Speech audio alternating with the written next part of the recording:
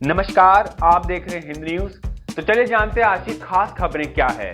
JEE NEET 2020 पर court का फैसला। नीट यूजी की परीक्षा 13 सितंबर को ही होगी। 6 राज्यों की रिव्यू पिटीशन को सुप्रीम कोर्ट ने खारिज किया। जेईई नीट रद्द करने की मांग को लेकर दायर 6 राज्यों की याचिका को सुप्रीम कोर्ट ने शुक्रवार को खारिज कर दिया है। याचिका में 17 अगस्त दिए गए कोर्ट के फैसले की समीक्षा करने की मांग भी की गई थी।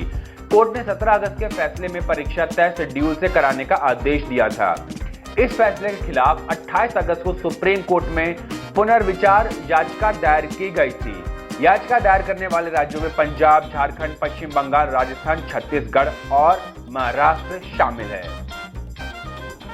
चुनाव आयोग का फैसला। अलग अलग राज्यों की 65 सीटों के उपचुनाव बिहार विधानसभा चुनाव के साथ ही करवाए जाएंगे। आयोग ने कहा तय समय पर तारीखें बताएंगे। चुनाव आयोग ने कहा कि अलग अलग राज्यों के 65 उपचुनावों के लिए वोटिंग बिहार विधानसभा चुनावों के साथ ही करवाई जाएगी। आयोग ने शुक्रवार की मीटिंग में यह फैसला लिया। इसकी बड़ी वजह यह बताई कि एक साथ चुनाव होने से सुरक्षा बलों के मूवमेंट और दूसरी व्यवस्थाओं में आसानी रहेगी। साथ ही कहा कि चुनावों की तारीखों का ऐलान सही समय आने पर कर दिया जाएगा।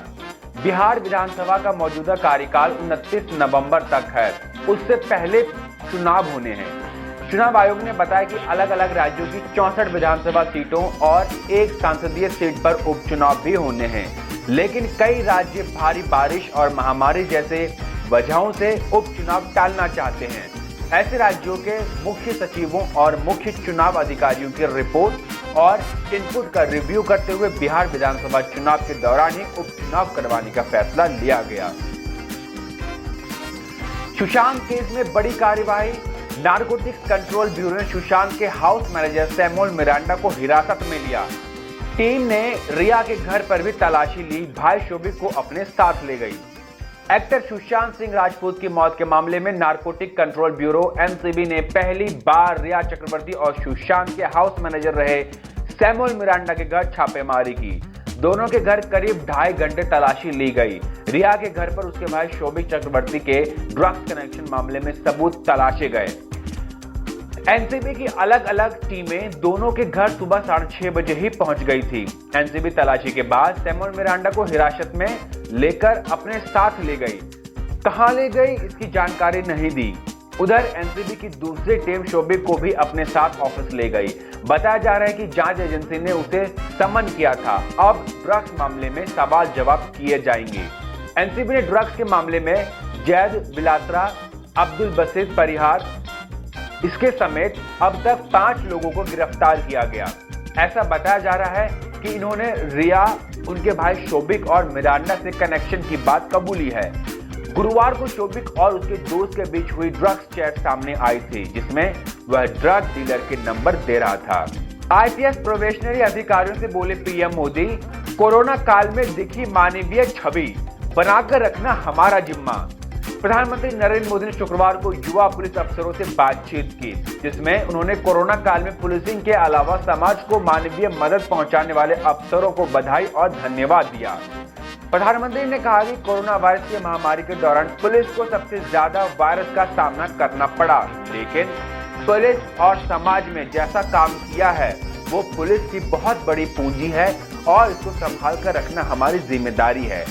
पीएम ने अपने संबोधन में कहा कि युवा पुलिस अफसरों को समझना चाहिए कि रूल की अपनी महत्व है, लेकिन रोल उससे भी ज्यादा अहम है। अगर अपना रोल अच्छी तरह से निभाएंगे तो रूल भी अपने आप माने जाएंगे। पीएम ने कहा कि पुलिस ने कोरोना काल में बहुत से मानवीय काम किए। देश ने देखा कि कोरोना काल में खाकी वर्दी के लोग खाना पहुंचा रहे हैं, गाना गाकर लोगों का हौसला बढ़ा रहे हैं और कहीं कहीं खुद मरीजों को ले जा रहे हैं। पुलिस का यह मानवीय चेहरा लोगों के मन में स्थिर हो चुका है, लेकिन पुलिस की कोशिशों का असर कलेक्टिव रूप में नहीं दिखा। हमारा जिम्मा है कि टुकड़ों में दिखने वाला मानवीय रूप संगठित रूप से दिखे। नेपाल बॉर्डर से भारत की तस्वीर खींच रहा ड्रैगन। सुरक्षा एजेंसियों के रडार पर आई चीन की सैटेलाइट। यूपी के पीलीभीत नेपाल बॉर्डर पर चीन की सैटेलाइट देखे जाने के बाद सुरक्षा एजेंसियों में खलबली मच गई। सूचना मिलते ही DM, SP Pilibhit, DIG Bareilly range SSP Bareilly ने त्रिशूल एयर फोर्स स्टेशन के इंटेलिजेंस ऑफिसरों से संपर्क साधा है। तमाम सुरक्षा एजेंसियों से बातचीत की गई। नेपाल पीलीभीत बॉर्डर पर सुरक्षा का घेरा बढ़ा दिया गया है। पूरे इलाके में एसएसबी और पुलिस ने पेट्रोलिंग की, लेकिन किसी तरीके की हलचल और जानकारी की पुष्टि नहीं हुई। पुलिस सूत्रों के मुताबिक सेंट्रल इंटेलिजेंस दिल्ली ने नेपाल बॉर्डर पर पीलीभीत में सैटेलाइट के जरिए तस्वीर लिए जाने का अलर्ट जारी किया था। इसके बाद गुरुवार देर रात तमाम अधिकारी और एजेंसियां सक्रिय हो गए। मामले की छानबीन चलती रही। DIG range Rajesh Pandya, SSP Shailesh Kumar Pandya ने एयरफोर्स स्टेशन के अधिकारियों, आर्मी इंटेलिजेंस के अफसरों से बातचीत की। आईबी के अधिकारियों से भी घटना के बारे में जानकारी ली गई। डीआईजी ने एसपी पीलीभीत से पूरे मामले की रिपोर्ट ली। नेपाल बॉर्डर पर तैनात अधिकारियों से भी बातचीत की गई। पूरे नेपाल बॉर्डर पर डीआईजी ने अलर्ट जारी कर दिया है। पेट्रोलिंग बढ़ा दी गई है। आर्मी चीफ का एलएसी दौरा। चीन से ताजा विवाद के बीच जनरल नरवणे बोले, एलएसी पर हलचल नाजुक, हमारे जवान हर चुनौती से निपटने के लिए तैयार। लद्दाख में चीन से ताजा तनाव के बीच army chief general Manoj Mukund Naravane लगातार दूसरे दिन एलएसी के दौरे पर हैं। उन्होंने कहा है कि line of actual control LAC पर हालात थोड़े नाजुक और गंभीर हैं, इसीलिए हमने एहतियात के तौर पर जवान तैनात किए हैं ताकि अपनी सीमाओं की सुरक्षा कर सकें। हमारे जवानों का मनोबल ऊंचा है, वो हर चुनौती से निपटने के लिए तैयार हैं। आर्मी चीफ ने कहा, मैंने कई इलाकों का दौरा किया, अफसरों से बात कर तैयारियों का जायजा भी लिया। मैं फिर कहूंगा कि हमारे अफसर और जवान दुनिया में सबसे बेहतर हैं और न सिर्फ आर्मी का बल्कि देश का गौरव भी बढ़ाएंगे। सीबीएसई ने सुप्रीम कोर्ट से कहा, सितंबर अंत तक हो सकती है 10वीं 12वीं की कंपार्टमेंट परीक्षाएं, बढ़ाए जाएंगे परीक्षा केंद्र। केंद्रीय माध्यमिक शिक्षा बोर्ड सीबीएसई ने शुक्रवार को सुप्रीम कोर्ट को बताया कि सितंबर अंत तक कक्षा 10वीं और 12वीं कंपार्टमेंट परीक्षाएं आयोजित कराई जा सकती हैं। बोर्ड ने यह भी बताया कि कोविड-19 महामारी के मद्देनजर सोशल डिस्टेंसिंग के लिए परीक्षा केंद्रों को बढ़ाकर 1278 कर दिया गया है। सीबीएसई ने यह बात तब कही जब शीर्ष अदालत कंपार्टमेंट परीक्षा रद्द करने की छात्रों की याचिका पर सुनवाई कर रही थी। जस्टिस एएम खानविलकर की अध्यक्षता में 3 जजों के बेंच ने छात्रों की याचिका पर सीबीएसई बोर्ड के नोटिस जारी 7 सितंबर तक जवाब दाखिल करने को कहा है। सर्वोच्च न्यायालय ने सीबीएसई को अगली सुनवाई से पहले हलफनामा दायर करने को कहा है। साथ ही पूछा है कि वो कोविड-19 के समय कैसे परीक्षा आयोजित करना चाहते हैं। मामले की सुनवाई 10 सितंबर को होगी। ऐप बैन से चीन परेशान। 118 ऐप पर भारत में बैन के बाद चीन को टैगोर, योग और फिल्म दंगल याद आई। कहा, हमारे रिश्ते तो 1000 साल पुराने हैं, भारत को खतरा नहीं मानते। भारत सरकार द्वारा चीन के 118 और ऐप को बैन करने के बाद शी जिनपिंग सरकार परेशान है। मुश्किल वक्त में उसे गुरुद्वारे रविन्द्रनाथ टैगोर, भारत में योग और आमिर खान की फिल्म दंगल याद आ रहे हैं। चीन के विदेश मंत्रालय की माने तो भारत ने अमेरिका के इशारे पर ऐप्स बैन किए हैं। चीन ने कहा, भारत से हमारे रिश्ते 1000 साल पुराने हैं और दोनों देश के नागरिकों को करीब आने का मौका देना चाहिए। भारत द्वारा 118 चीनी ऐप्स पर बैन के बाद चीन की कॉमर्स मिनिस्ट्री का बयान आया। इसके प्रवक्ता गाओ फेंग ने कहा, भारत ने गलत इरादे से चीनी कंपनियों पर कार्यवाही की है, जब वर्ल्ड ट्रेड ऑर्गेनाइजेशन WTO के नियमों के खिलाफ है। हम मांग करते हैं कि भारत इस मामले में अपनी गलती सुधारे। कारोबारी रिश्तों का फायदा दोनों देशों को होगा, लेकिन सही माहौल जरूरी है। इस बैन से दोनों पक्षों को ही नुकसान होगा। भारत के एक्शन पर चीन की तरफ से दूसरा बयान वहां के विदेश मंत्रालय का आया। विदेश मंत्रालय की प्रवक्ता हुआ चिनुयांग ने बयान के नाम पर एक तरह से भाषण दिया। कहा, एक तरफ बैन लगातार भारत अपने नागरिकों को भी नुकसान पहुंचा रहा है, इससे हमारी कंपनियों को भी घाटा हो रहा है। मुझे हैरानी है कि जिस दिन भारत ने बैन का फैसला लिया, उसी दिन अमेरिका ने दूसरे देशों से भी ऐसा ही करने को कहा। क्या इस मुद्दे पर भारत और अमेरिका एक साथ खड़े हैं?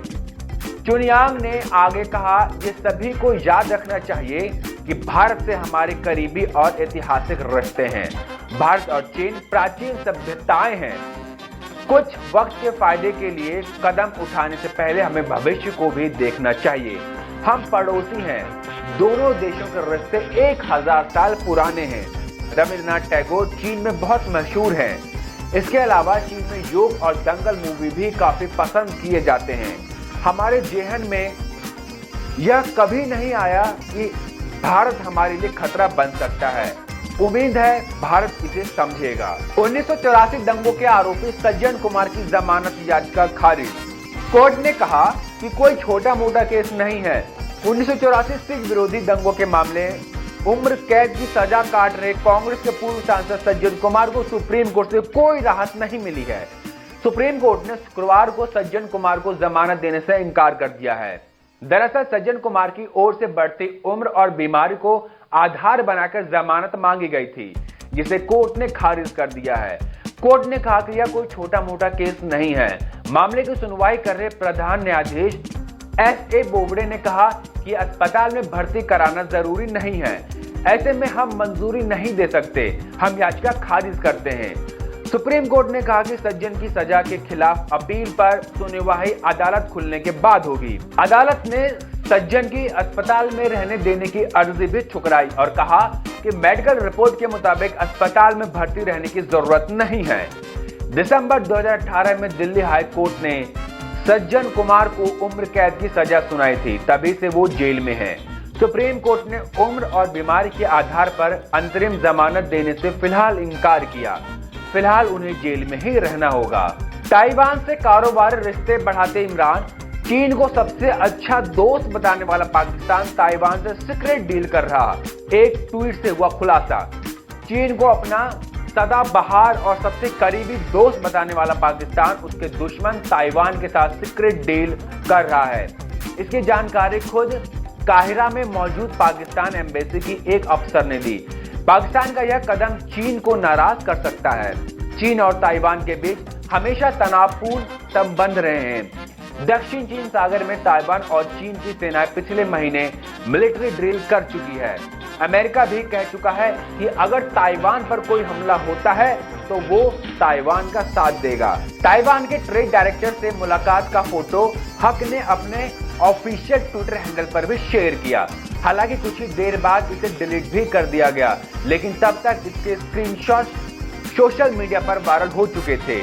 ट्वीट में हक ने कहा था, मैंने ताइवान के senior commercial trade officer Michael येह से मुलाकात की। ट्रेड सेक्टर के दूसरे लोगों से मिलना हमेशा अच्छा महसूस कराता है। चीन ताइवान को हमेशा अपना हिस्सा बताता रहा है, जबकि ताइवान एक स्वतंत्र देश है और वहां लोकतांत्रिक सरकार है। चीन ताइवान को मान्यता नहीं देता, जबकि एक देश के तौर पर ताइवान के दुनिया भर में कारोबारी रिश्ते हैं। चीन ने कभी ताइवान को WHO का हिस्सा भी नहीं बनने दिया। तो बस आज के लिए इतना ही। बाकी खबरों के लिए देखते रहिए हिंद न्यूज।